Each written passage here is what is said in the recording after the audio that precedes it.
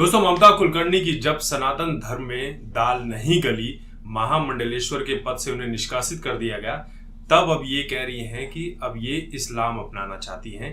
इस्लाम बुरा नहीं है, शांति का प्रतीक है, और मैं अपना भी लूं तो उसमें गलत क्या है। दरअसल कहानी ये है कि ममता कुलकर्णी बॉलीवुड के जो तीनों खान हैं, सलमान, आमिर और शाहरुख, इन तीनों के साथ काम कर चुकी हैं, और उसके बाद ये अचानक से भारत से बाहर चली गई।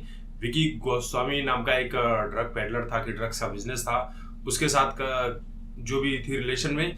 फिर जब इनसे पूछा गया कि क्या वो अपना धर्म बदल चुकी है, तो कहती है कि नहीं, मैं यज्ञ और हवन करने वाली हूँ, मैं अपना धर्म नहीं बदल सकती हूँ। लेकिन उसके बाद इन्हें महामंडलेश्वर की शपथ दिलाई गई थी महाकुंभ के दौरान पर, जहां इनका नाम रखा गया माई ममता नंदगिरी।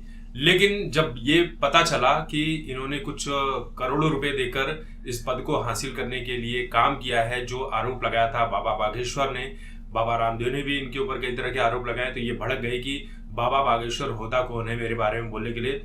जितनी उसकी उम्र है उससे ज्यादा तो मैंने 25 वर्षों तक कड़ी तपस्या की है, साधना की है, तब जाकर मैंने अध्यात्म को प्राप्त किया है। लेकिन वहां से जब पद से निकाल दिया गया, तब इनसे किसी ने पूछ लिया कि क्या आप इस्लाम धर्म अपनाना चाहती हैं, तो कहती हैं कि इस्लाम धर्म अपनाने में बुराई क्या है।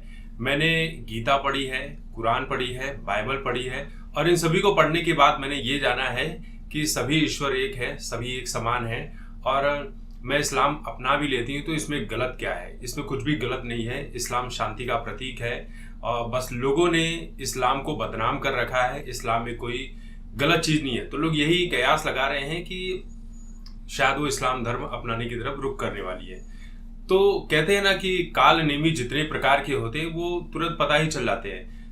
देखिए, ये जिस तरह से बातें कर रही हैं कि मैं बाइबल पढ़ी हूँ, कुरान पढ़ी हूँ, गीता पढ़ी हूँ, मैं इस्लाम अपनाना चाहती हूँ, तो देखिए, जब तक ये दूसरे धर्मों के बारे में कुछ बोल रही है, इनका कुछ नहीं होने वाला है। और अपनाना चाहे अपना ले, इनकी अपनी मौलिक अधिकार है भाई।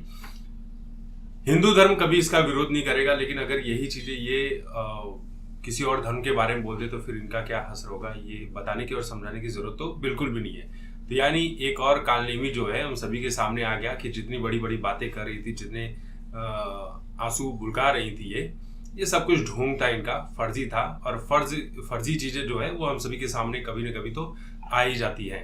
तो ये बड़े बड़े जो दावे कर रही थी, ये सब झूठ निकला, और अभी तक ऑफिशियल तौर पर इन्होंने ये नहीं कहा है कि वो इस्लाम धर्म अपना रही है, लेकिन इनकी बातों से यही लग रहा है कि बहुत ही जल्द इस्लाम धर्म अपना लेगी, क्योंकि सनातन धर्म में इनकी दाल नहीं गली।